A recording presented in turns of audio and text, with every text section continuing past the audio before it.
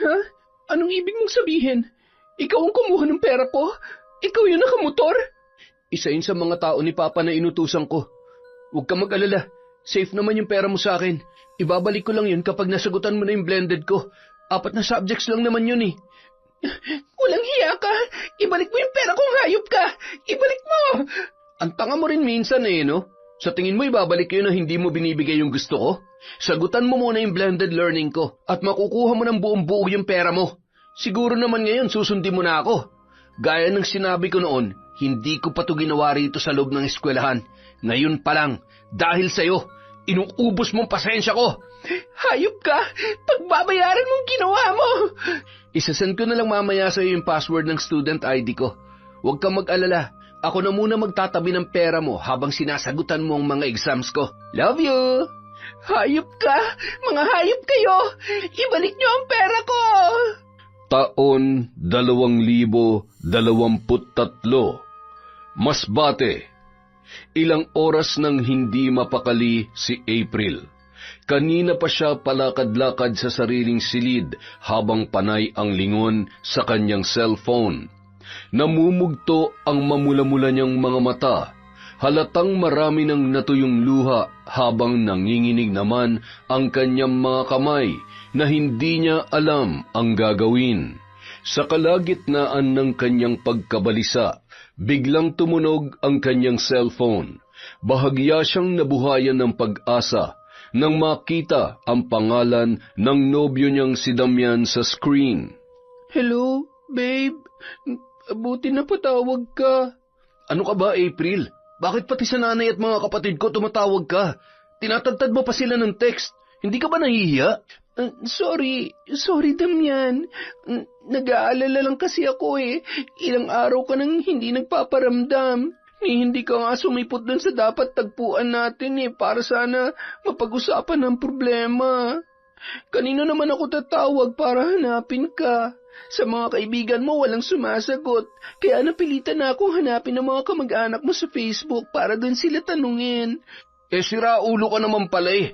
Gawain ba ng matinong babae yung ginagawa mo? Nakakahiya, April. Kababae mong tao, ganun ang gagawin mo? Wala ka naman natitirang respeto at kahihiyan? Ikaw ba? Wala ka na bang natitirang respeto sa akin? May pinagsamahan din naman tayo, Damian ah. Hindi biro yung 3 taon. Pwede ba? Tumigil ka na sa kabaliwan mo. Bakit mo pa ba ako hinahabol? Hindi pa ba malinaw sa iyong lahat? Ayoko na, April. Ayoko na. Nahuli mo na ako, di ba? Hindi ba dapat galit ka sa akin at ikaw dapat ang hindi nagpaparamdam? Bakit ikaw pa naghahabol? Dahil mahal kita. Totoo yung pagmamahal ko sa'yo. Hindi ganun kadaling bitawan ng taong totoo mong minahal. Alam mo rin dapat yan. At para sabihin ko sa'yo, ikaw rin ang dahilan kaya ako nagkakaganito. Kung kinakausap mo sana ako na maayos at hindi tinataguan, hindi sana tayo aabot sa ganito. Mas madali ko naman matatanggap eh kung hinaharap mo lang sana ako. Wala na tayong dapat pang pag-usapan, April. Hindi na rin kita pwedeng balikan dahil buntis na siya. Bilang lalaki, kailangan ko siyang panagutan. Mananagot siya sa pamilya niya sa probinsya kapag umuwi siya ron na walang ama ang dinadala niya. Wala ka na talagang natitirang respeto sa akin. Alam mo naman na napag-usapan natin, di ba? Nag-aaral pa ako, Damian. 4th year college pa lang ako. Graduating pa lang ako. At saka, hindi pa nga tayo kasali. Pareho pa lang tayong nag-aaral. Kaya bakit may pinipilit yung bagay na hindi ko pa kayang ibigay? Alam mo naman kung gaano kahigpit ang magulang ko, di ba? Mga OFW sila na nagpapakahirap sa ibang bansa para lang mapag-aaral ako. Kaya kailangan ko muna talagang unahin ang studies ko bago ang mga bagay na yan. Lalo na't may pinagdaraanan din ako sa school ngayon. May 2 grades akong bagsak. Kailangan ko magawa ng paraan yun para mapanatili yung record ko dahil mataas ang expectation sa akin ng mga magulang ko. Ayoko silang biguin, Damian. Akala ko pa naman naiintindihan mo yon. Pero hindi ka pa rin talaga makapaghintay at pumatol ka pa sa iba. Binuntis mo pa. Ikaw ang walang respeto sa pagkatao ko. Hindi ka marunong tumupad sa usapan. Oo na, sige. Ako nang hindi marunong tumupad. Pero masisisi mo ba ako? Natural, lalaki ako at normal lang sa akin yon. Saka napakaluma naman ng paniniwala nyo na kailangan pa nating maghintay na makagraduate ka at may kasal tayo bago nating gawin yon. Ay nako, 2023 na ngayon, April. Hindi na pasok sa panahon ngayon ang mga ganyang paniniwala. Kaya kung hindi mo rin lang kayang ibigay yung pangangailangan ko, maraming babae dito na kayang ibigay yun kahit kailan ko gustuhin. Kaya sige na, wala na tayong dapat pag-usapan pa. Tinawagan na kita, di ba? Gaya ng ipinuputak ng dila mo sa mga kapatid at nanay ko. Nakuha mo ng gusto mo. Damian, teka lang naman. Kasabi mo naman ako na maayos kahit matinong closure man lang para... Ngunit pinatayan na siya ng tawag ng lalaki. Sinubukan niya pa ulit yung tawagan pero tila nakapatay na ang cellphone ni Damian. Nais sana niya muling tumawag sa numero ng nanay at mga kapatid nito na nakuha niya sa kanilang Facebook account. Pero nagdalawang isip na si April. Dahil kapag ginawa niya pa ulit yon, baka lalo lamang umiwas sa kanya ang dati niyang nobyo. Napahagulhol na lamang siya sa isang tabi habang yakap-yakap ang sarili. Para siyang binagsakan ng langit at lupa. Sobrang bigat ng kanyang dibdib at halos hindi na siya makahinga. Ngayon lamang siya nakaramdam ng ganoong sakit dahil sa ginawa ng dating nobyo. Ang bigat na nga ng problema niya sa eskwela, dumagdag pa ang kanyang kasintahan na matapos siyang lokohin ay nakabuntis pa ng ibang babae. At dahil nga magkarelasyon pa lang sila at long-distance relationship pa, wala siyang kapit dito. Hindi niya na yun mapigilan sa nais niyang gawin. Kinabukasan, tulala siyang pumasok sa eskwela. Namamaga ang mga mata, walang enerhiya ang katawan at walang buhay ang kaanyuan. Para siyang bangkay na naglalakad. Ni walang pumapasok na aralin sa kanyang utak kahit kanina pa nagsasalita ang kanilang professor. Pagkatapos ng klase, palabas na sana siya sa silid-aralan pero tinawag siya ng professor nila na si Hector. April, pwede ba kitang makausap habang wala pang tao? Sir, ano po yun? Anong balak mo rito sa 2 subjects na bagsak sa akin? Magtatapos na naman ang semester pero hindi mo pa rin nagagawa ng paraan. Sir, pasensya na po. Masyado lang talaga akong maraming pinagdadaanan ngayon. Pero aayusin ko po yan. Next sem po kapag nagbukas ulit sila, i-enroll ko po ulit. Kung kinakailangan kong mag-retake, gagawin ko na po. Alam mo, matagal na kitang binigyan ng solusyon sa problema mong ito. Yun lang sana ang hinihintay ko para maayos natin to. Kailan mo ba ibibigay yon, April? Sir Hector, pasensya na po talaga pero alam niyong hindi ko po kayang ibigay yan at hindi po talaga pwede. Hindi lang po dahil sa pagiging estudyante ko, kundi dahil sa katungkulan niyo rin po. Hindi niyo rin naman gugustuhin matanggal sa trabaho niyo, di ba? Kaya pasensya na po kayo. Hindi ko po yan kayang ibigay. Bakit ba lagi mong pinangungunahan ng sitwasyon? Wala ka bang tiwala sa akin, pati sa mga connections ko? Kayang-kaya kong tuldukan ang problema mong ito, April. Ang kailangan ko lang ay kooperasyon mo. Pasensya na po talaga, sir. I'm really sorry, pero hindi ko po talaga kaya. Hindi po talaga, sir. Kung ganon, huwag ka na mag-expect na makikita mo ang pangalan mo sa listahan ng gagraduate next year. 2 semester na lang ang natitira sa'yo, April. Hahayaan mo bang mapag-iwanan ka?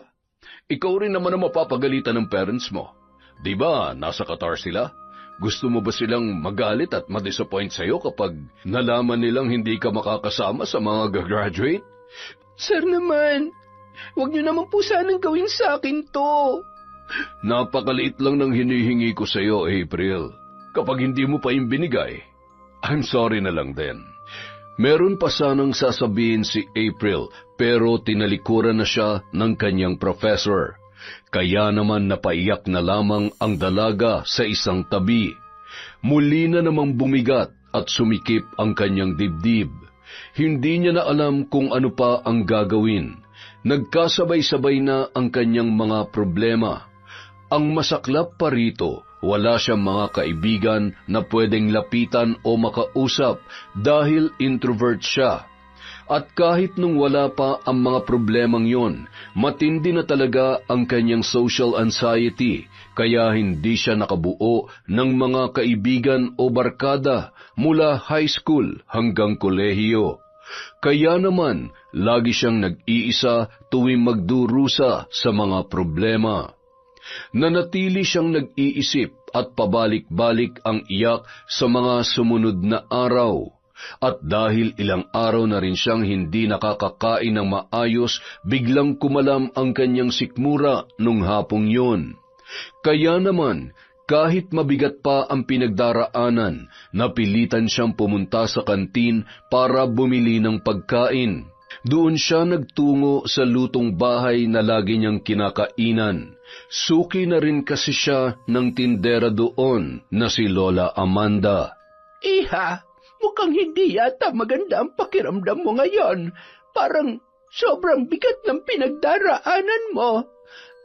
Wala po ito, Lola Amanda. Medyo puyat lang po ako. Alam ko, hindi ka pinapatulog ng mga problema mo, hindi ba? Araw-araw at oras-oras ka nilang binabalikan. Nababasa ko ang hinaing ng iyong puso at kaluluwa. Kaunti na lamang, bibigay ka na. Hindi mo na yung kakayanin. Wala po ito. Talagang pagod lang po ako, lalo na't maraming major subjects ngayon dahil graduating na po kami. Sunod-sunod pang mabibigat na projects namin. Bakit mo hinahayaang mangyari ang lahat ng ito? Hindi mo sila dapat hayaang tapakan ang pagkatao mo. Hindi mo man lang ba ipaghihiganti ang iyong sarili, Iha? Ipaghihiganti? Ano pong ibig niyong sabihin? Nakikita ko ang pinagdaraanan mo at hindi biro ang nangyayari sa iyo. Kung gusto mo, maaari kitang tulungan sa problema mong yan. Pwede nating gantihan ang mga taong sumisira sa pagkatao mo basta magsabi ka lang. Ano po? Hindi ko po kayo maintindihan. Naniniwala ka ba sa barang? Po? Barang? Ang mga taong sumisira sa buhay natin ay dapat pinapatawan ng malagim na parusa. Yun na lamang ang makakapagpatahimik sa kanila. Pasensya na po, pero hindi po ako naniniwala sa ganun eh. At kung totoo man yon, wala rin po akong balak gawin. Hindi po ako lumaking mapagiganti sa kapwa, at ayoko ring umabot ako sa ganun. Yung pag-uugali mong yan ang dahilan kaya ka inaabuso at pinagsasamantalahan ng mga tao sa paligid mo. Ginagamit nila ang kabutihan at pagiging busilak ng iyong puso para saktan at sirain ka. Papayag ka ba na ganito na lang palagi ang gawin nila sa iyo? Pasensya na po, pero ayoko po talagang umabot ako sa ganyan. Ikaw ang masusunod, Iha. Pero tandaan mo, hindi lamang yan ang daranasin mo. May mas malala pa dyan kapag wala ka pang ginawa. Marami pang darating na kamalasan sa buhay mo kapag patuloy mong hinayaan na abusuhin ka nila. Kaya kapag umabot ka na sa puntong yon, huwag mong kalilimutan ang pangalan ko. Ha? Opo, salamat po, Lola Amanda. Sabay talikod sa nagmamalasakit na matanda. Kahit gutom ay napilitan siyang lumabas na lang ng eskwelahan para doon humanap ng makakainan. Ayaw rin naman niyang sa ibang tindahan sa kantin umorder dahil baka makita siya ni Lola Amanda at magtampo pa. Lalo't kilala na siya nito dahil isa siya sa palaging kumakain doon mula nung siya ay first year. Kinagabihan, muling tumawag ang tatay ni April sa kanyang cellphone. Kahit wala pa siyang ganang makipag-usap dito, ay napilitan na lang din siya. Lalo't sa susunod na buwan ay midterms na nila at kailangan na muli niya ng pera na pambayad sa tuition. Kumusta ka naman dyan, April? Ayos lang po ako, Tay. Yung pag-aaral mo, kailan ka gagraduate? Next year na po, Tay. Sa 1 taon pa. Di ba pang 4 na taon mo na ngayon? Pasensya na po tay, pero nagkaproblema po kasi nun sa school eh. Merong ilang mga subject na ngayon lang nag-open, tapos yung iba next sem pa po. Kaya hindi agad namin yun nakuha. Pero wag po kayo mag-alala, wala naman pong problema sa mga grades ko. Yung sideline na sinasabi mo, pumapasok ka pa ba doon? Hindi na po tay, nag-resign na po ako. Masyado na kasing mabigat yung mga subjects namin ngayon kaya kailangan ko na mag-focus. Pero wag po kayong mag-alala, nakadalawang taon naman po ako dun sa restaurant kahit papano. Dapat lang, dahil pagkatapos mo makagraduate, papupuntahan ko sa iyo yung kaibigan ko para matulungan ka makapagtrabaho rin sa ibang bansa. Maraming hiring dito sa Qatar, Dubai at Saudi. Pero mga fresh graduate din ang hinahanap nila, pati yung may mga experience sa restaurant. May ibang kakilala kami rito na pagkatapos graduate ng mga anak nila, ng ibang bansa na agad para malaki ang sahod. Madali naman silang nakapasok dahil bago pa sila graduate, may experience na rin sila sa trabaho dahil nag-working student sila. Gusto ko ganoon ka rin, kaya bilisan mo na makagraduate yan, ha? Sige po, tay. Salamat po. Nang matapos ang kanilang pag-uusap, doon palang nakahinga ng maluwag si April. Napahagod na lang siya ng dibdib. Muli na naman kasing sumikip yun at parang gusto na naman niyang maiyak dahil sa sinabi ng kanyang ama. Minamadali na siyang makagraduate para pagtrabahuhin sa ibang bansa.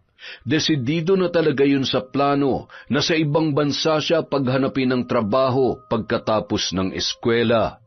Gusto kasi noon na malaki kaagad ang kitain niya dahil ganoon daw ang ginawa ng anak ng kanilang mga kakilala.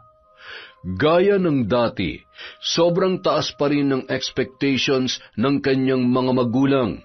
Isa pa ito sa mga pinoproblema niya ngayon.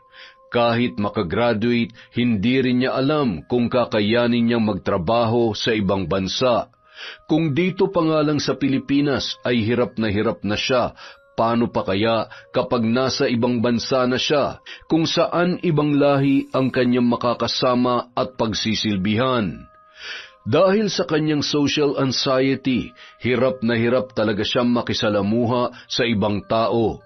Ilang taon na niyang pinagdadaanan yun at habang tumatagal, lalo pa yung lumalala at mas lalo pa yung lumalala dahil sa nangyayari sa kanyang buhay. Hindi niya na rin alam kung mananatili pa bang tuwid ang kanyang pag-iisip pagkatapos ng kanyang pag-aaral. Pakiramdam niya ay susuko na siya. Kinaumagahan, dumating na ang kanyang tita Reba na ilang linggo ring nawala matapos magbakasyon sa ibang probinsya.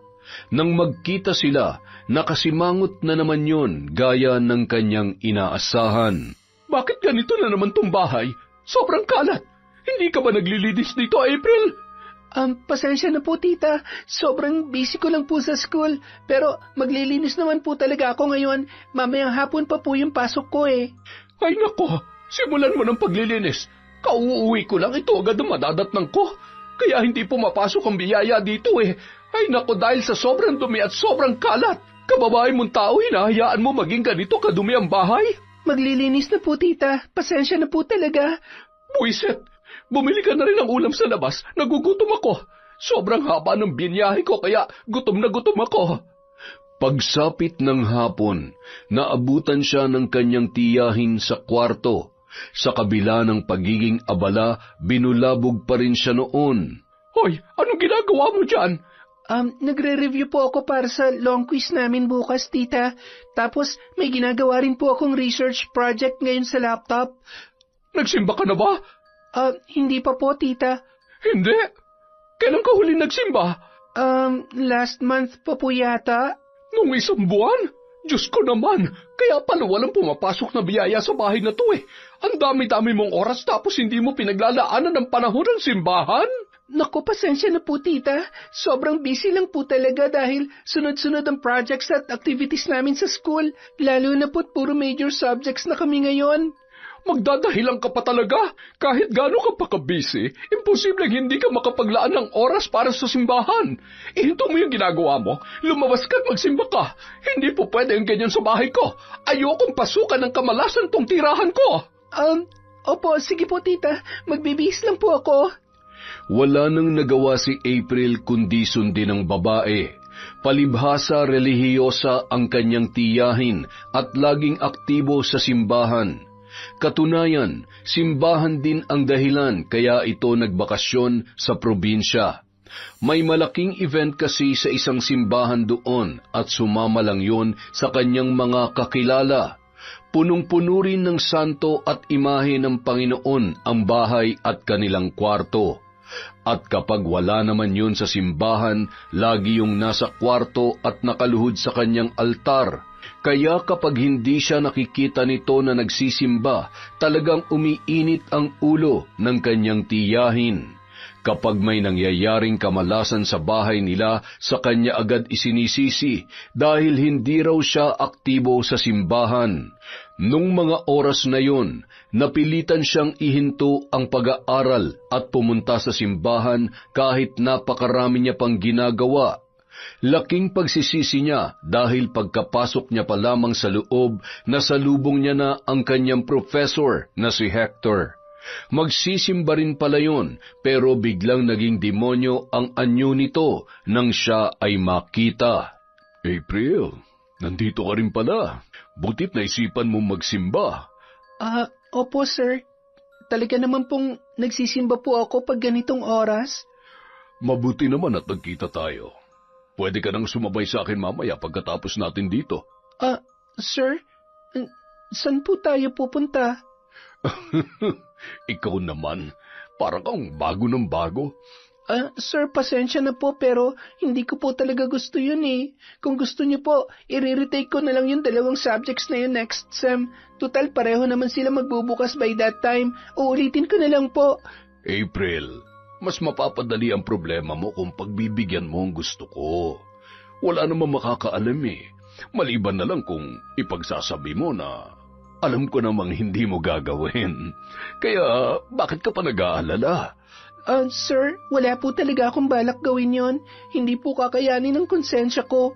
Mas lalong hindi kakayanin ng konsensya mo kapag bumagsak ka at nalaman to ng mga magulang mo.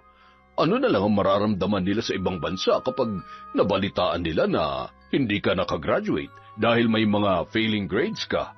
Pero kung pagbibigyan mo ang gusto ko, wala silang magiging problema. Pero sir... Sige, bibigyan kita till next week para magdesisyon. Kung hindi mo ibibigay ang gusto ko, pasensyahan na lang tayo. Kahit next sem, ako pa rin na magtuturo nun, April. Pwede ko rin namang sabihin sa kanila na hindi ko na kaya ang load. Sir, parang awa niyo na po. Huwag niyo namang gawin sa akin to. Ang tagal na kasi kitang binigyan ng pagkakataon. Inip na ako sa kahihintay. Sa totoo lang, ayoko talagang ituro yung 2 subject na yun next sem eh. Tsaka baka hindi na rin ako payagan ng management. Baka nakakalimutan mo, new curriculum na tayo ngayon.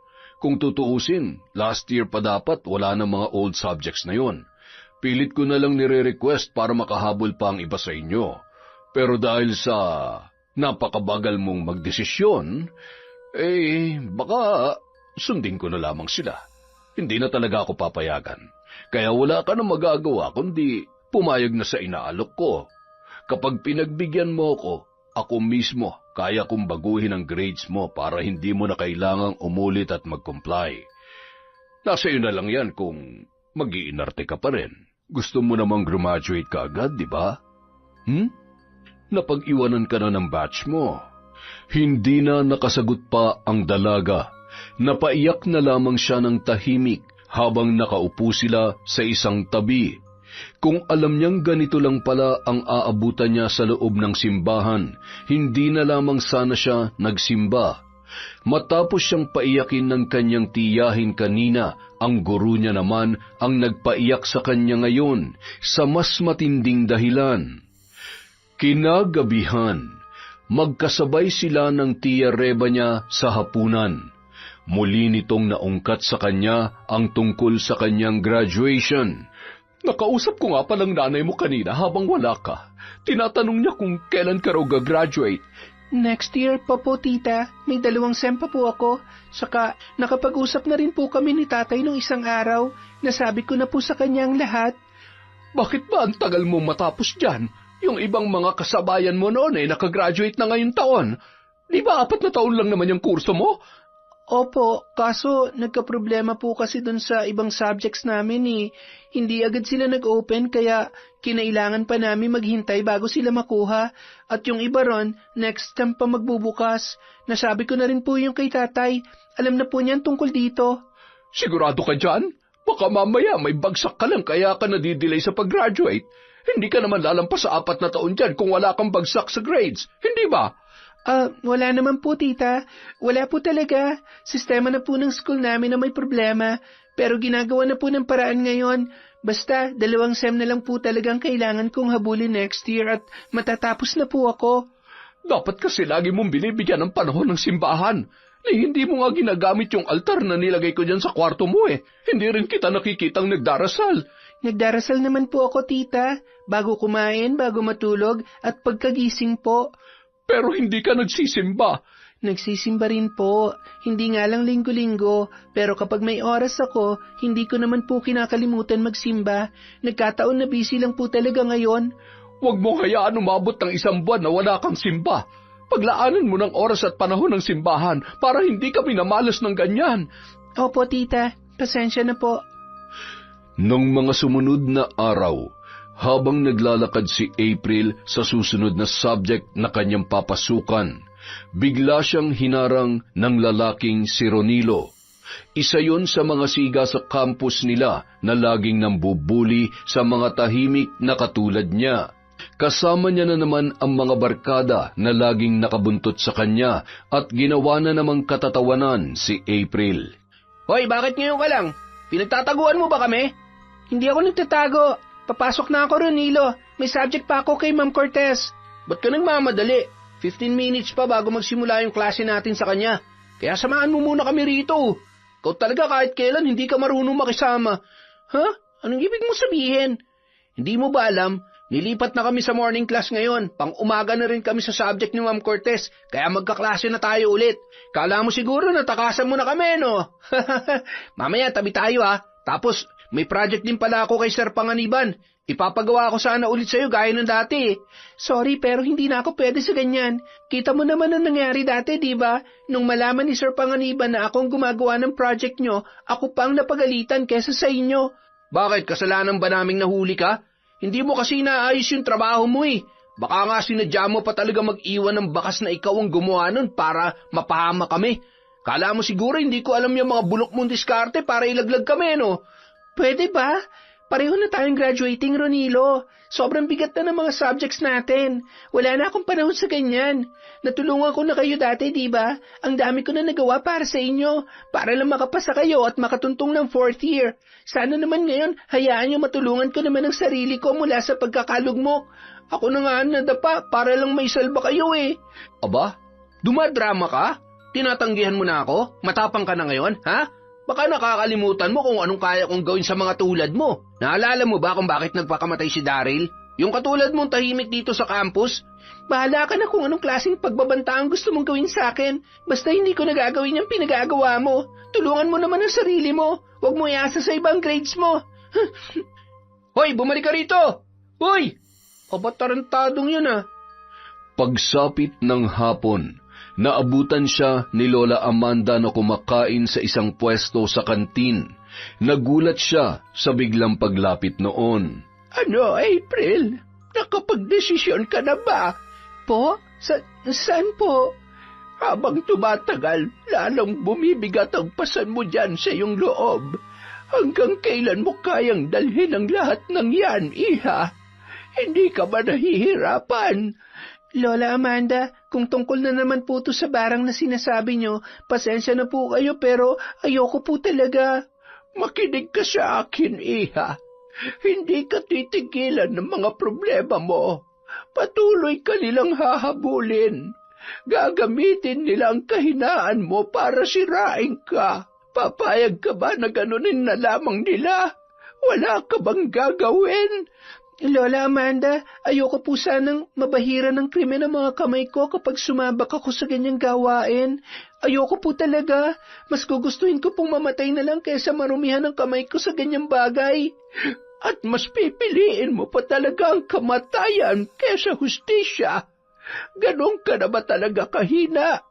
Huwag kang mag-isip ng ganyan. Epekto na yan ang patuloy na pagwasak nila sa'yo. Bakit hindi mo subukang lumaban? Kung hustisya lang po ang pag-uusapan, marami pong paraan para mapanagot sila. Gaya ng ano? Magsusumbong ka sa kapulisan, sa mga kinauukulan. Hindi mo ba kilala kung sino ang binabangga mo? Walang silbi ang batas kapag makapangyarihan ng isang tao, April. Kayang-kaya kanilang baliktarin.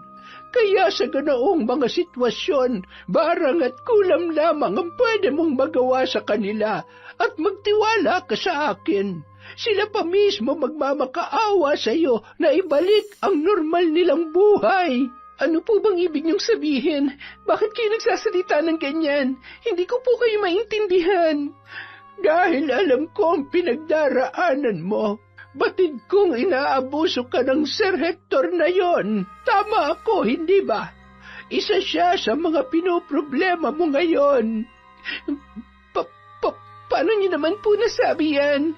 Matagal na ako sa lugar na ito, April. Halos lahat ng estudyante at guro dito ay kilala ko na. At kilalang-kilala na rin kita. Isa ka sa mga matagal ko ng suki dito. Bukod sa kakayahan kong makabasa ng damdamin at kapalaran ng isang tao, marami ring nakakaalam dito tungkol sa lihim ng Sir Hector ninyo. May mga nakakaalam ng tungkol sa pang-aabuso niya sa mga estudyante. Hindi lang ikaw ang una niyang biktima, pero walang nagsasalita at nagsusumbong sa kanya dahil natatakot sila sa kaya niyang gawin. Palibhasa siya ang pinakamatagal nang nagtuturo dito. Mas matagal na siya kesa sa dean at school director natin dito, kaya mas malawak na rin ang impluwensya niya. Isa pa, marami rin siyang koneksyon sa ibang lugar. Marami siyang hawak na abogado.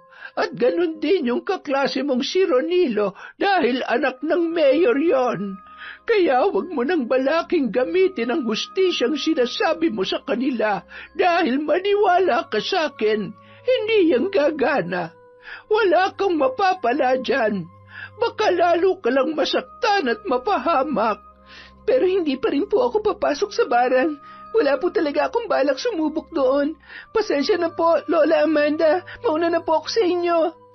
Hindi na inubos pa ni April ang kanyang kinakain. Umalis na agad siya at kaswal na nagpaalam sa matanda.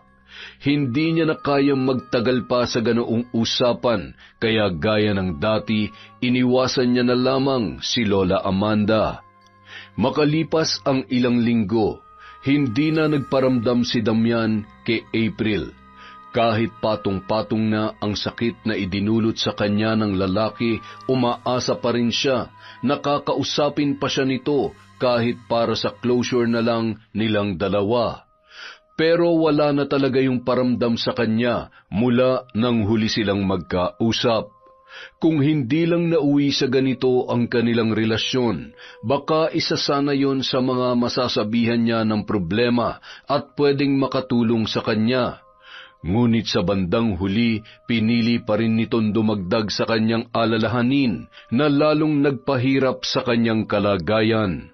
Samantala, galit na kinausap na naman siya ng kanyang tiyahin. Gulat na gulat si April sa mga sinabi noon sa kanya. Hoy April, ano tong nabalitaan ko sa school nyo? 2 raw ang bagsak mo, sabi ng teacher mo. Sino po nagsabi sa inyo niyan, tita? Nalaman ko sa teacher nyo. Yung Hector, tama ako, di ba? May bagsak ka nga, pero hindi mo sinasabi sa akin. Nagsinungaling ka. Ang sabi mo wala kang bagsak, pero meron. At 2 pa talaga, ha? Tita, hindi naman po talaga ako bagsak dyan. Nagkaproblema lang po kasi talagang system noon kaya nagkaganyan po yan. Maniwala po kayo sa akin, tita. At paninindigan mo pang kasinungalingan mo? Huling-huli ka na nga. Makakarating to sa mga magulang mo. Nagpapakahirap sila sa ibang bansa, tapos ito lang ang isusukli mo sa kanila? Tita, maniwala po kayo. Hindi naman po talaga ako bagsak sa mga subjects na yon.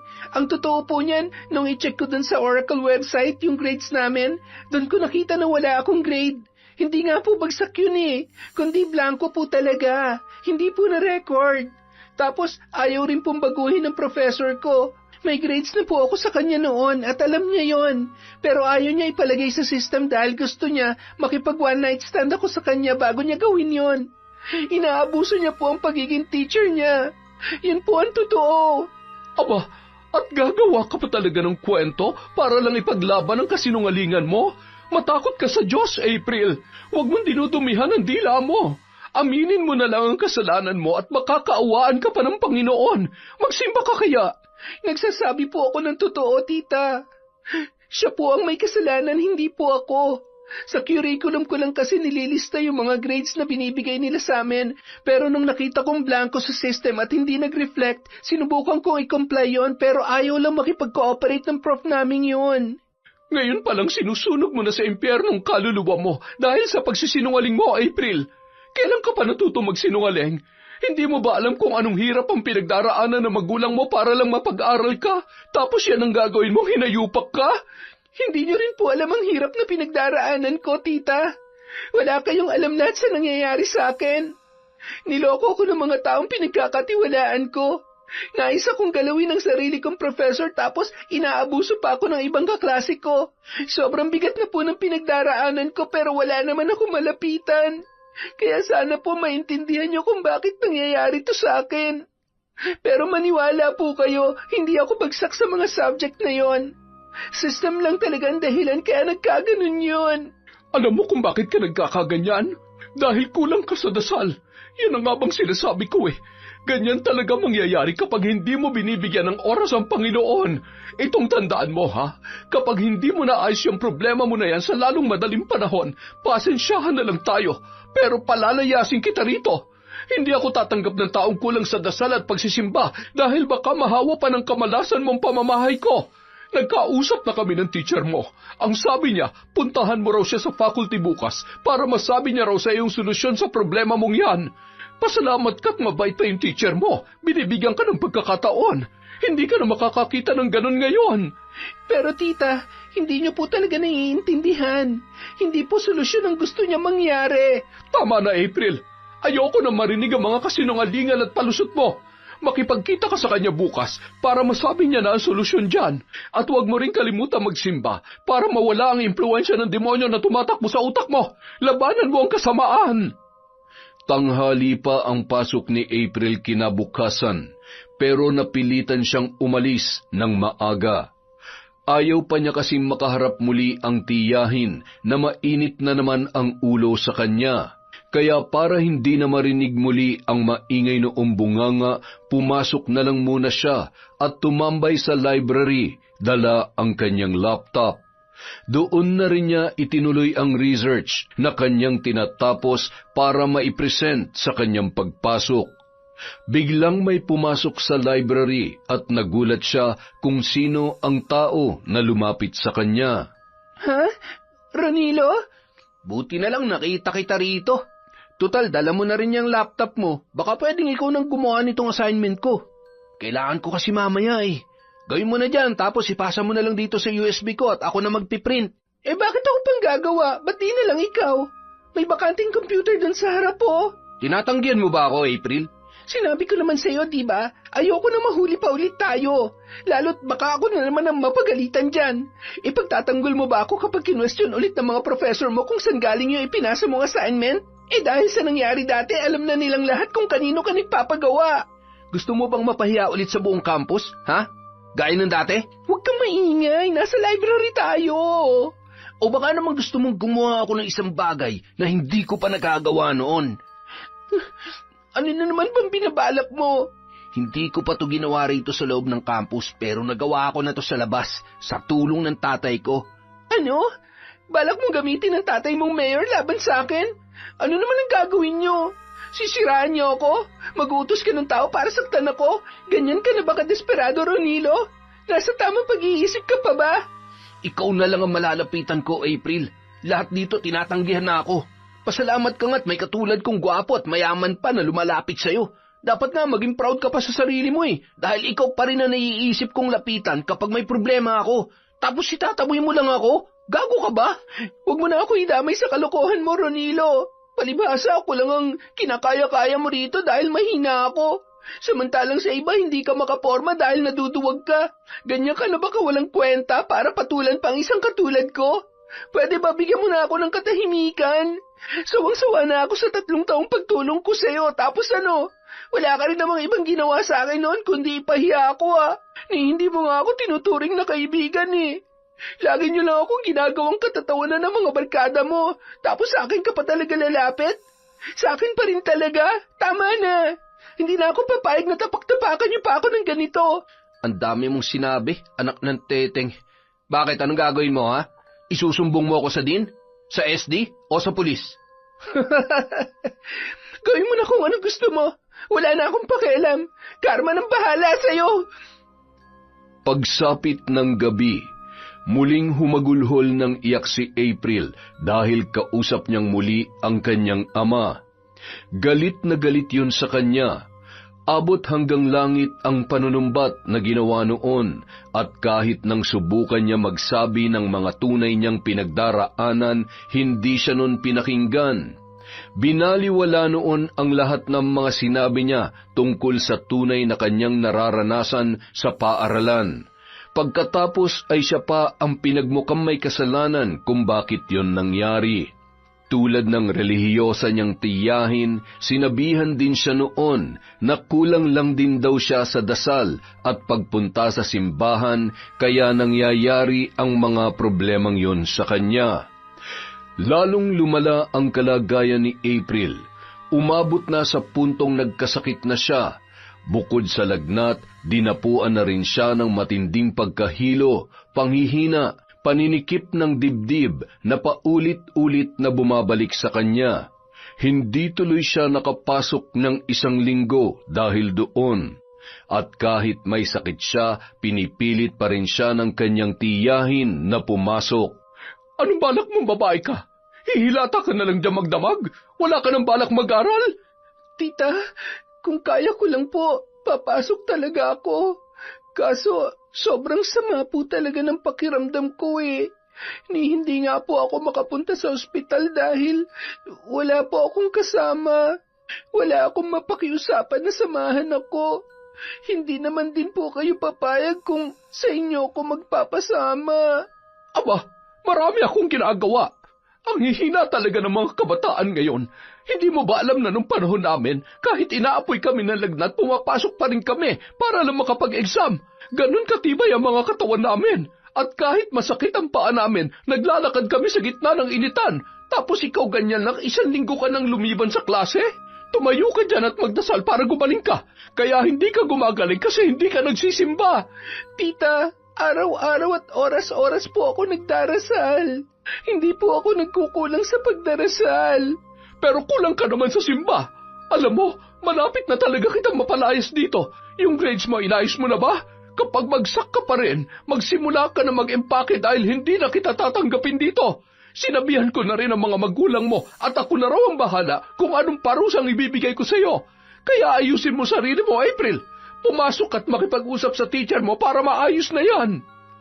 Napapikit na lamang ng mata ang dalaga, at kahit nakapikit siya, hindi pa rin niya mapigilan ang pagpatak ng kanyang luha.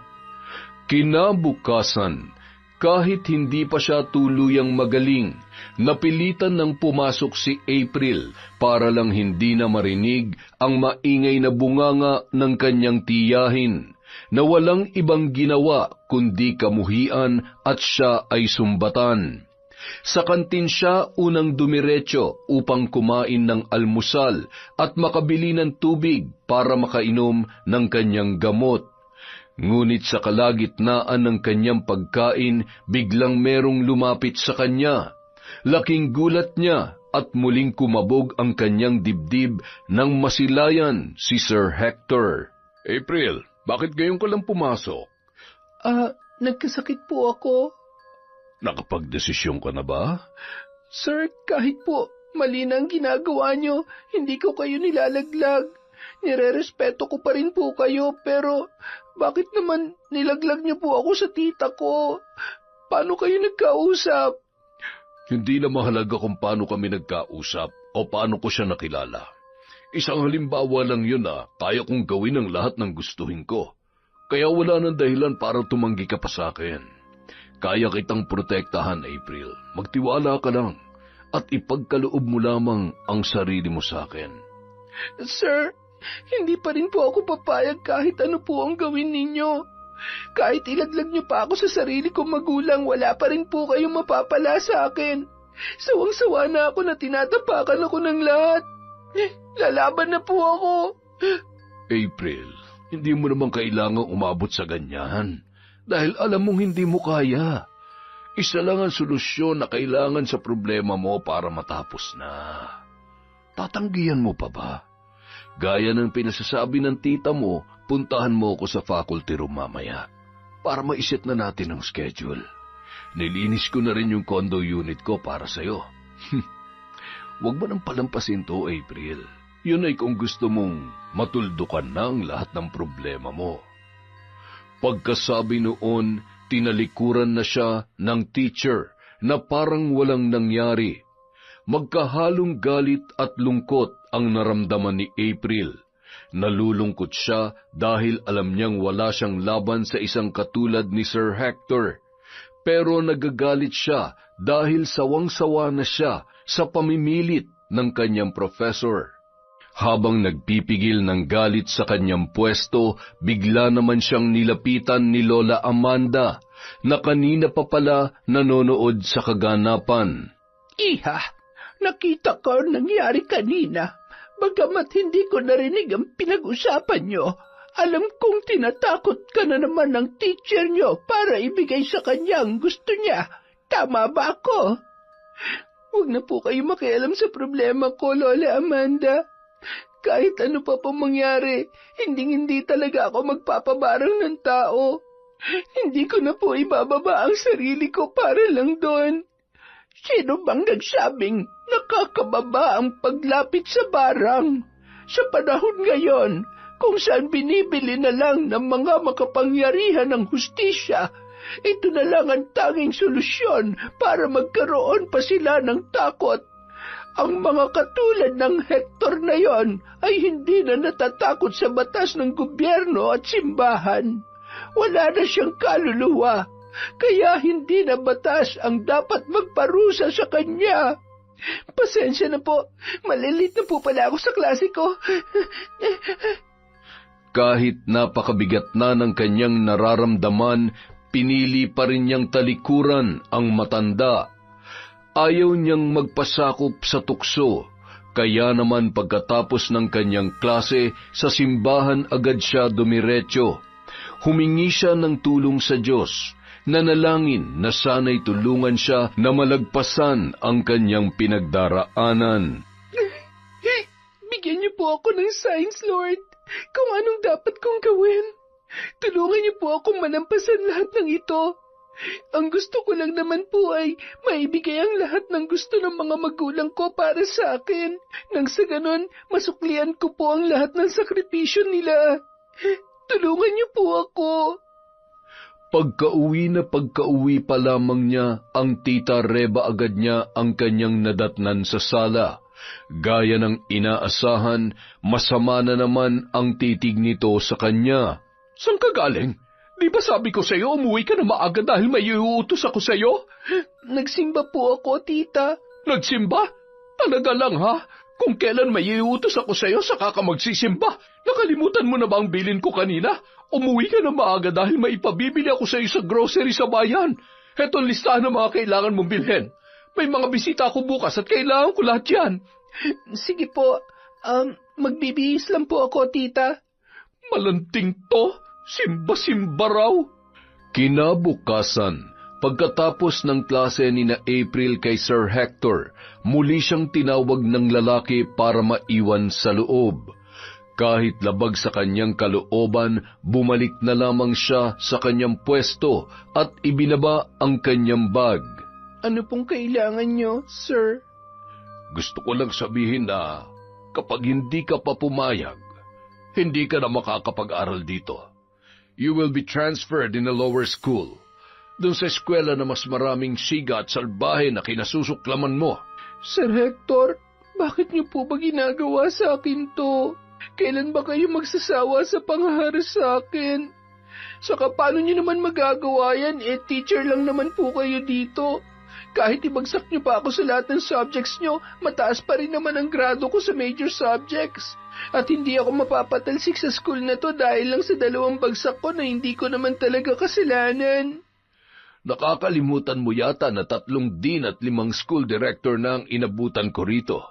Ganun na ako katagal. Marami nga akong binagsak na estudyante kahit hindi nila kasalanan Pero walang nagawa ang dean at ang SD.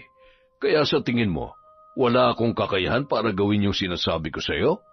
Talaga bang aabot pa kayo sa ganyan para lang sa bagay na walang kwenta? Sisirain niyo pa po talaga ang reputasyon niyo bilang professor para lang sa gusto niyong yan? Wala na po ba kayo natitirang kahihiyan at respeto sa sarili niyo, sir? Sino ba kasi nagsabi na ang pagiging professor talaga ang main career ko? Ang totoo niyan, tinuturing ko lang ito bilang isa sa mga sideline ko. Kung ano man ang totoong ginagawa ko sa buhay, walang sino man ang nakakaalam nun. Nakapasok ako dito bilang professor ng walang kahirap-hirap. Kaya ko ring umalis dito ng walang kahirap-hirap kung gugustuhin ko. Kaya sinasabi ko sa iyo, wala nang dahilan para tumanggi ka pa sa akin. Dahil ako na lang ang tanging solusyon sa problema mo, April. Sisiguruhin ko na magiging malaking dagok sa buhay mo ang 2 grades na yon. Nasa iyo ang desisyon. Hindi ako nagkulang sa paalala sa iyo, ha? Salamat, sir. Salamat dahil tinutulungan niyo akong baguhin ang aking desisyon at paniniwala. What do you mean? Ibig bang sabihin yan? Pumapayag ka na sa gusto ko? Saka na po tayo mag-usap. May inutos lang ulit sa akin ngayon ng tita ko kaya kailangan ko umuwi na maaga. Ang totoo, nais niya lang makaiwas sa mahabang usapan. Kaya sinadya na talagang umalis ni April. Kinabukasan, dala niya sa pagpasok ang pera na pambayad sa kanyang tuition. Habang naglalakad patungo sa eskwelahan, biglang may sumalubong na lalaking nakamotor sa kanya at hinablot ang kanyang bag. Sa sobrang bilis ng pangyayari ay hindi niya na yon napigilan at bigurin siyang mahabol ang lalaki. Napaiyak na lamang si April at bumigay ang kanyang mga paa. Naglupasay na lamang siya sa daan.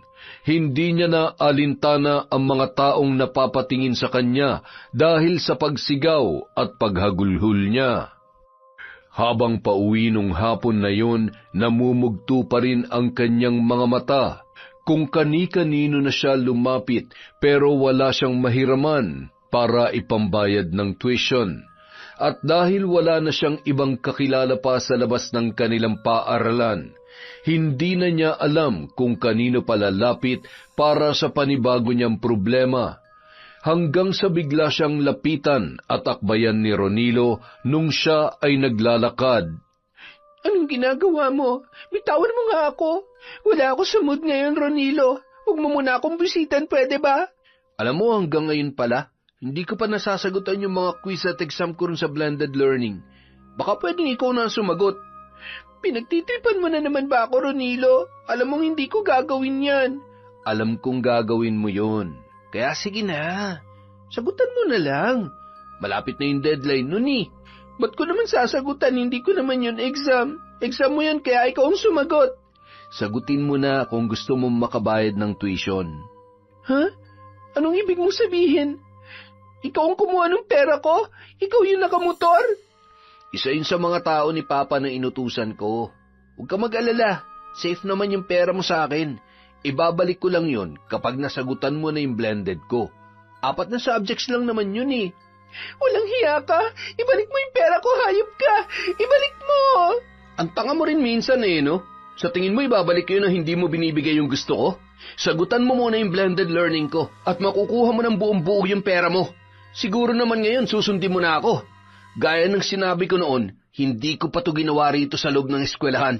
Ngayon pa lang, dahil sa'yo, inuubos mong pasensya ko. Hayop ka! Pagbabayaran mong ginawa mo! Isasend ko na lang mamaya sa'yo yung password ng student ID ko. Huwag kang mag-alala. Ako na muna magtatabi ng pera mo habang sinasagutan mo ang mga exams ko. Love you! Hayop ka! Mga hayop kayo! Ibalik niyo ang pera ko! Hanggang sa paglabas, hindi mapigilan ni April ang pagragasa ng kanyang luha. Umupo siya sa isang waiting shed. Nag-iisa, yakap-yakap ang kanyang sarili habang umuulan. Dahil wala siyang dalang payong, hinihintay na muna niyang tumila ang malakas na pag-ulan bago siya umalis. At habang wala ring katao-tao sa paligid, sinamantala niya na ang pagkakataon para humagulhol, hanggang sa bigla siyang makarinig ng pamilyar na boses. April, anak, anong ginagawa mo riyan? Lola Amanda, wala po. Hinihintay ko lang pong tumila ang ulan. Eto, may payong ako. Sumabay ka na lamang sa akin at nang may hatid na kita sa pinakamalapit na tricycle para makauwi ka na. Salamat po, Lola Amanda. Pero hindi na po. Kaya ko na po mag-isa. Nagpapahinga lang po talaga ako pero aalis na rin naman po ako maya-maya. Paano ka nga aalis kung malakas ang ulan? Hindi ka nasabi. Bakit ba ayaw mo pang tanggapin ang tulong ko? Natatakot ka pa rin ba hanggang ngayon? Alin bang mas nakakatakot? Ang magpabarang ng tao o ang patuloy kang abusuhin at sirain ng mga taong yon? Lola Amanda, matagal na rin ako rito sa eskwelahan ninyo. Marami na akong nakita mga estudyante na naging biktima nila. Kaya ikaw, hanggat hindi ka bumabagsak sa kanilang mga kamay, hindi ka nila titigilan. Kaya kung ako sa iyo, hindi na ako papayag na magpatuloy sila sa kanilang ginagawa. Maniwala ka sa akin, April. May paraan pa para makamit mo ang hustisya ng hindi kumakapit sa gobyerno o sa simbahan. Kahit ilang beses ka pang humingi ng tulong o magdasal, tanging sarili mo lang ang makakatulong sa iyo.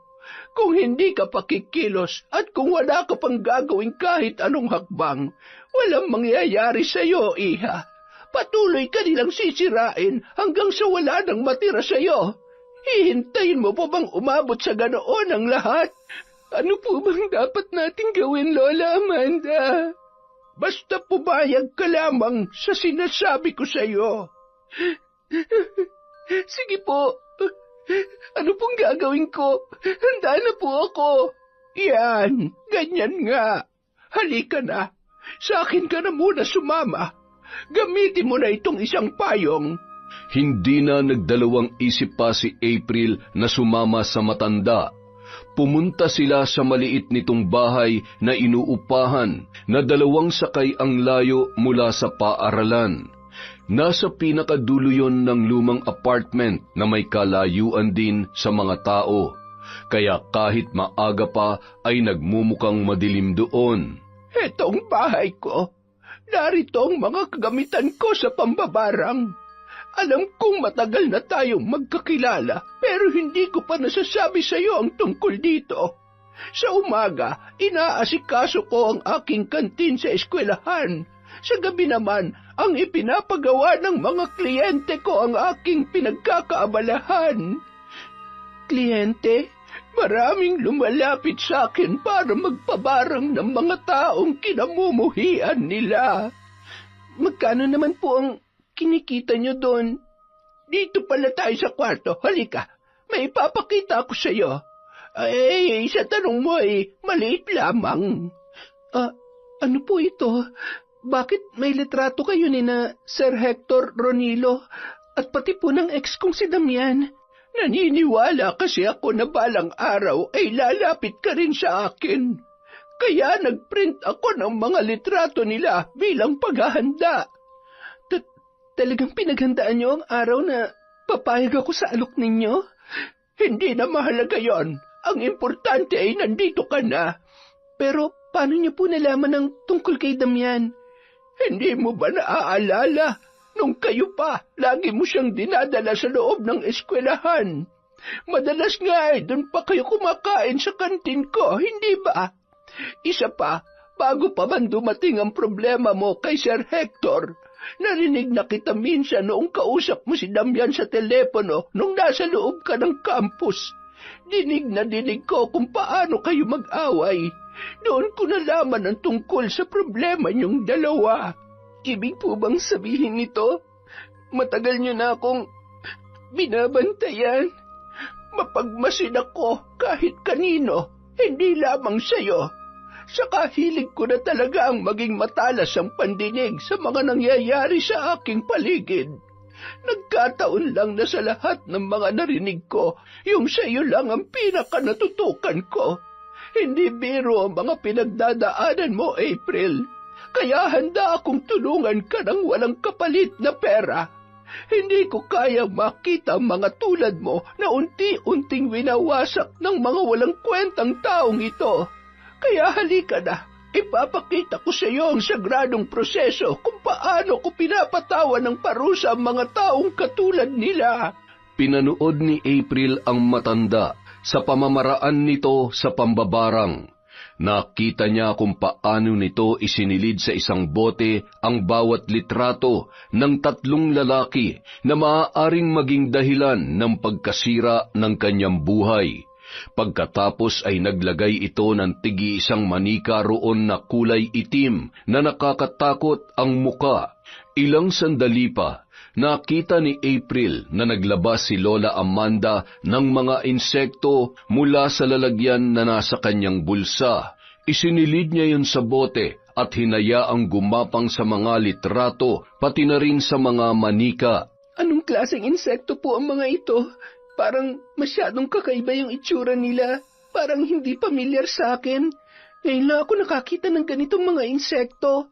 Sa mata ng mga ordinaryong taong gaya mo, mukha silang insekto.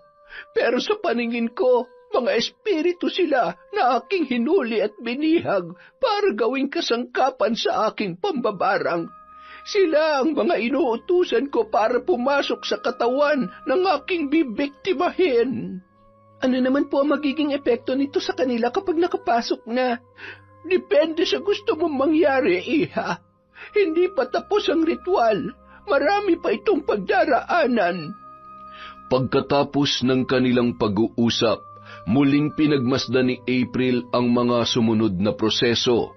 Nakita niya kung paano dinasalan ng matanda ang 3 bote gamit ang salitang Chabacano.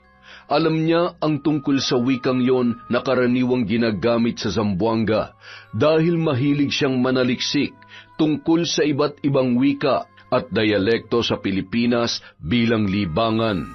Bagamat may ideya na siya sa lengguaheng yon, hindi niya ganap na nauunawaan ang koneksyon noon sa sinasabi ng matanda dahil may halo na yung malalalim na salita na hindi niya alam kung saan nagmula. Pero base sa ibang bahagi ng dasal, parang may kinakausap yun na nilalang na hindi niya nakikita at tila kasama nila nung mga oras na yun. At dun yun humihingi ng basbas sa sagradong ritual na kanyang ginagawa. Ilang sandali pa, nakita niya kung paano tinusok ng matanda ng karayom ang sarili nitong daliri. Pagkatapos ay hinayaan noong pumatak ang dugo sa loob ng bote. Pagkatapos, agad niya rin yung sinarado. Itinapat niya ang mga yon sa altar na puno ng imahe ng isang itim na nilalang na hindi mawari ni April kung ano. Bahagya siyang kinilabutan sa itsura noon, pero ikinubli na lamang niya at hindi nagpahalata. Bilang bahagi ng ritual, kailangan ko ang iyong kooperasyon. Hawakan mo ang mga boteng ito. Pagkatapos ay ibulong mo kung ano ang gusto mong mangyari sa kanila, kasama ang mga insektong ipinasok ko. Ang iyong mga salita ang magiging susi para tuluyang makapaglakbay ang sumpa sa kanilang katawan. Sinunod naman ni April ang sinabi ng matanda. Lumapit siya at itinapat ang kamay sa bawat bote. Saka ibinulong ang gusto niyang mangyari sa 3 lalaki. Kailangan din daw niyang banggitin ang buong pangalan ng mga yon bago niya iusal ang kanyang bulong. Hector John Bautista, dahil sa pamimilit mo sa akin na sumama sa bahay mo para matikman ako, sana ang mga insektong ito mismo ang tumikim sa pagkalalaki mo para pagsisihan mo ang kahangalan mo. Ronilo Villaforte, dahil sa pilit mong pang-aabuso sa kabutihang ginawa ko para sa iyo, sana ikaw naman ang abusuhin ng mga insektong ito. Maninirahan sila sa iyong balat at hindi ka nila titigilan hanggat hindi nasisira ang buong pagmumukha mo, hanggang sa wala ng sino man ang maglakas loob na lumapit sa iyo. Damian Constantino, isa kang dakilang manloloko, wala kang sariling salita. Sana bigyan ka ng malubhang sakit ng mga insektong ito. Isang uri ng sakit na hindi gumagaling at paulit-ulit kang balikan hanggang sa magsawa sa iyong babaeng ipinalit mo sa akin at iwanan ka dahil sa pagiging walang silbi mo. Pagkatapos niyang iusal ang mga bulong, muli siyang lumapit sa matanda at hinawakan nito ang kanyang mga kamay.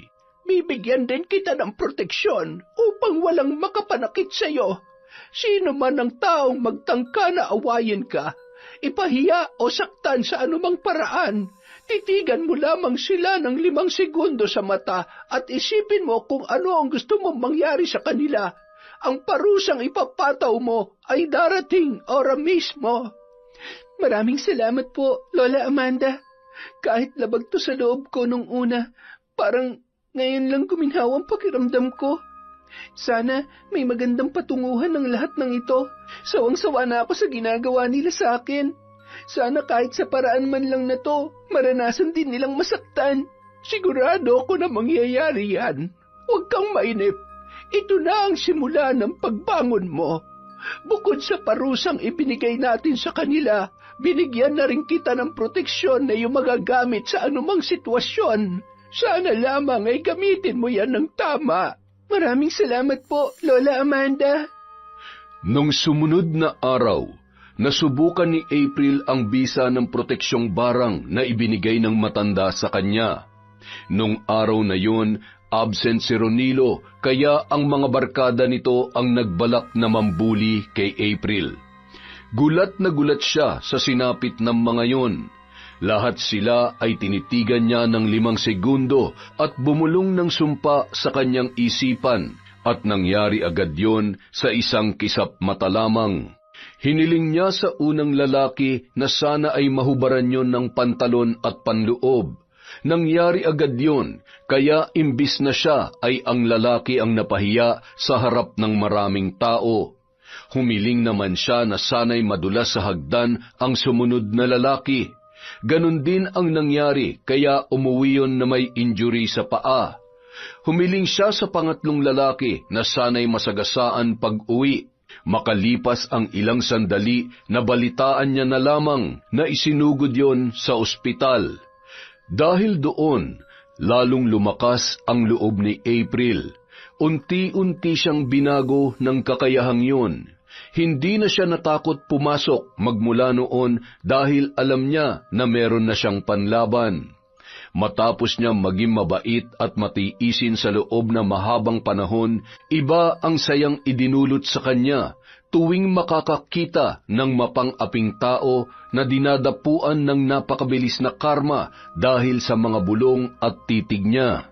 Samantala, pag-uwi sa bahay, sinumbatan na naman siya ng kanyang tiyahin dahil daw sa hindi masarap ang meriendang inihanda niya para sa mga bisita nito na kasamahan sa simbahan.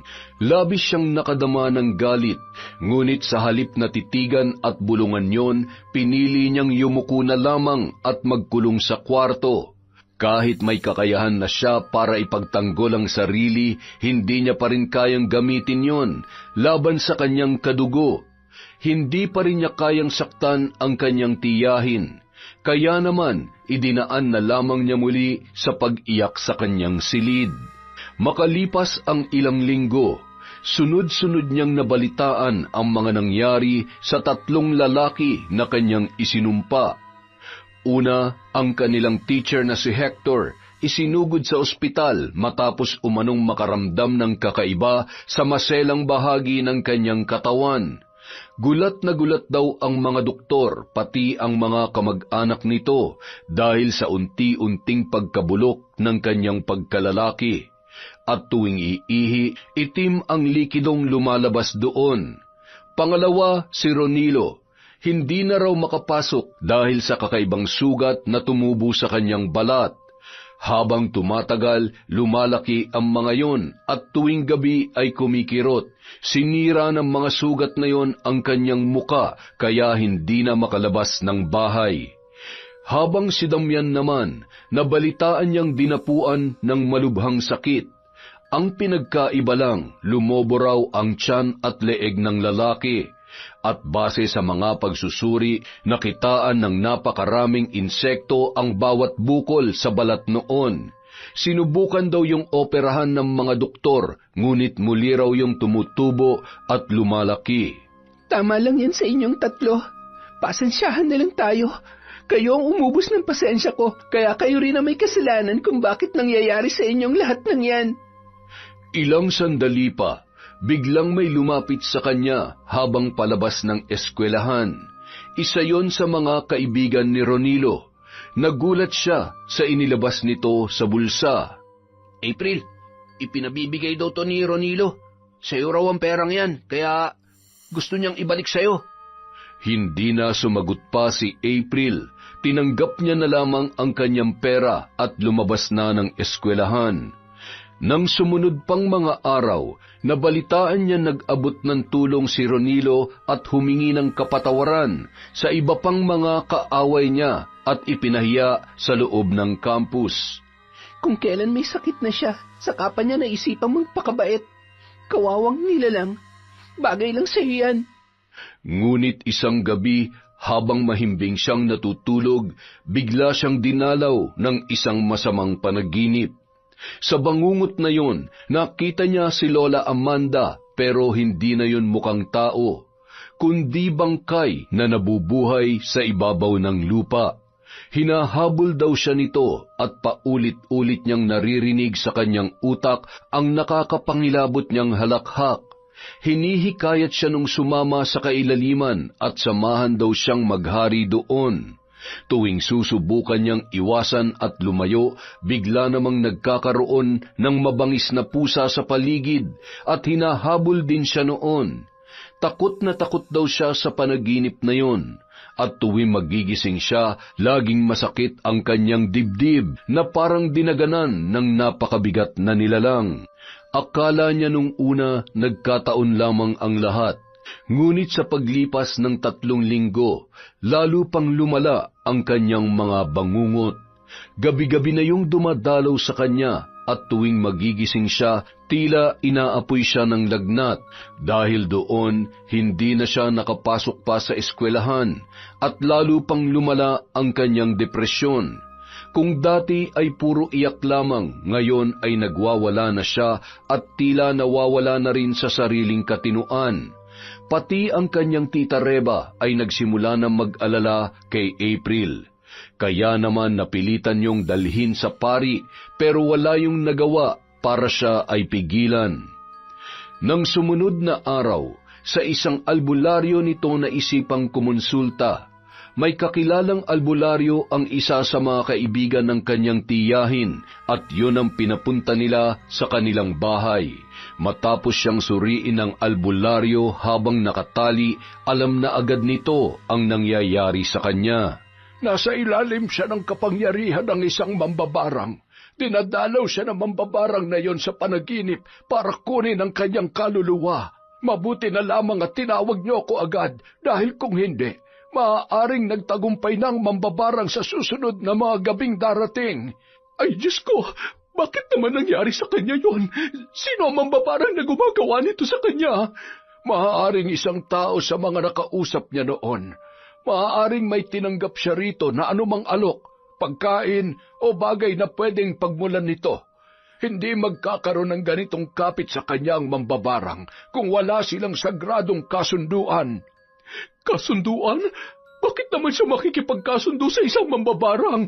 Lagi ko naman siyang tinuturuan na magsimba at magdasal. Sa ngayon, malawak na pangunawa ang kailangan nating ibigay sa kanya. Oras na siya ay gumaling. Hanggat maaari, iwasan nating magpakita ng anumang bagay na hindi niya ikakatuwa. Baka mayroon siyang matinding pinagdaraanan na nagtulak sa kanya para umabot sa ganito. Matinding suporta at pagmamahal ang kailangan niya ngayon upang mapabilis ang kanyang paggaling. Pagkatapos siyang pagalingin ng albularyo, gamit ang taimtim na orasyon at pulang langis na ipinahid nito sa buo niyang katawan, unti-unting nawala ang mga senyales ng itim na kapangyarihan sa katawan ni April. Kabilang na ang pangingitim ng kanyang mga mata, labi, kuko, pati na ang kakaibang boses na lumalabas sa kanyang bibig. Kinabukasan, nang magising si April, ang tita Reba niya ang una niyang nasilayan. Natakot siya nung una, pero nang makita niya ang maamo nitong muka, bahagyang nabawasan ang kanyang kaba. Tita Reba? Ano ba nangyari sa iyo, April? Bakit umabot ka sa ganoon? Pasensya na po, tita. Kaya ko lang po nagawa yun dahil sa sobrang kawalan ng pag-asa. Bakit? Ano bang ginawa mo? Nakipagkasundo po ako sa mambabarang para makaganti sa mga taong nananakit at nang-aabuso sa akin. Kabilang na yung teacher kong si Sir Hector, yung kaklase kong si Ronilo, pati na yung ex kong si Damian. Lahat po sila may matinding kasalanan sa akin. Sila po ang dahilan kaya lagi akong wala sa sarili ko noon. Dahil wala ako masabihan ng mga problema ko at wala ring mahingian ng tulong. Napilitan na akong kumapit dito para lang maparusahan sila at tuluyan na akong matahimik. Akala ko matatahimik ako pero hindi ko akalain na mas lalo pang magiging magulo ang buhay ko dahil niloko rin ako nung mambabarang na nakausap ko. Pinaniwala niya ako na kakampi ko siya, pero sisingilin din pala niya ako sa huli at ang kaluluwa ko pa ang gusto niyang kapalit. Pasensya ka na, April. Sorry kung wala ako nagawa para matulungan ka. Alam kong hindi naging maganda ang pakikitungo ko sa iyo mula nung iwan ka rito ng mga magulang mo, kaya labis ako nagsisisi. Dahil kung hindi lang sana kita napabayaan, hindi sana aabot sa ganito ang lahat. Patawarin mo sana ako. Pasensya na rin po kayo, tita. Pero sa tingin ko, tama rin po kayo. Mukhang kinulang din ako sa dasal. Akala ko noon, sapat na yung dasal na ginagawa ko tuwing nag-iisa ako. Mga dasal na wala namang laman dahil sa dulo ng utak ko, ang kagustuhan ko pa rin makaganti sa kanilang talagang iniisip ko. Kung sinunod ko lang sana kayo na maging mas malapit pa ako sa Diyos at sa simbahan, baka hindi ako madaling tinabla ng tukso. Kaya pwede niyo po ba akong samahan ulit magsimba sa susunod? Gusto ko pong mas mapalapit pa sa Diyos, Tita Reba. Oo naman. Sige, palagi tayo magsisimba. Kahit ako'y may pagkakamali rin na dapat kong ituwid, lalo na sa mga nagawa ko sa iyo.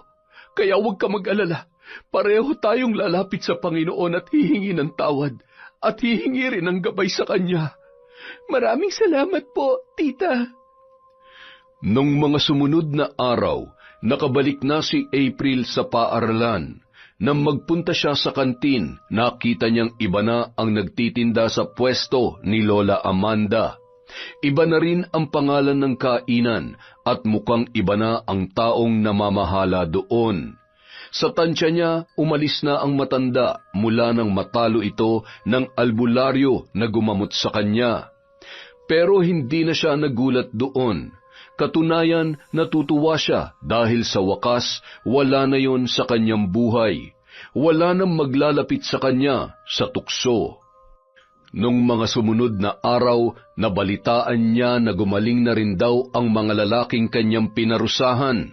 Pero hindi pa rin nakakapasok ang mga yon dahil kasalukuyan pang nagpapagaling. Maraming natutunan si April sa mga nangyari. Pero ang pinakatumatak sa kanya ay ang sinabi ng kanyang tita Reba na walang magandang maidudulot ang paghihiganti. Minsan, mas pinapalala pa nito ang problema at sitwasyon gaya ng nangyari sa kanya. Kaya naman, mula noon, ginaya niya na ang kanyang tita Reba. Mas inilapit niya pa ang kanyang sarili sa Diyos at sa simbahan upang matutunan kung paano lumayo at labanan ang anumang uri ng tukso. Yun! Kailangan pa talagang magkabarangan bago magpakabait yung tita eh. Dahil dyan, meron tayong shoutout. Magandang araw po sa inyong lahat. Simulan na natin. Hi kay Pasarela Girl Blog. Hi din po kay Cristina Peru, Jenny Balagtas, Katniss Jaren Barakiel, Ami Alip from Kuwait. Hi po kay Cute Survivor, Jessie Grace, Gemma de Ocampo. Hello po kay Jasmine Vicente, Merly Amistad, Lalin May, Mary Gladys Rico. Hi din po kay Maricris Alojado, Maribel Balabag, Medalina, Helen Flores, Era Choi. Hello din po kay Honey Austria, kay Beth Prestado, Jennifer Camacho, Mama Riza, Angelina Ignacio, Miss Maura. Hello po kay Marjorie Dequila, kay Roslyn Jimenez, kay Gay Somodio, kay Celia Tolentino, kay Mirna Castro.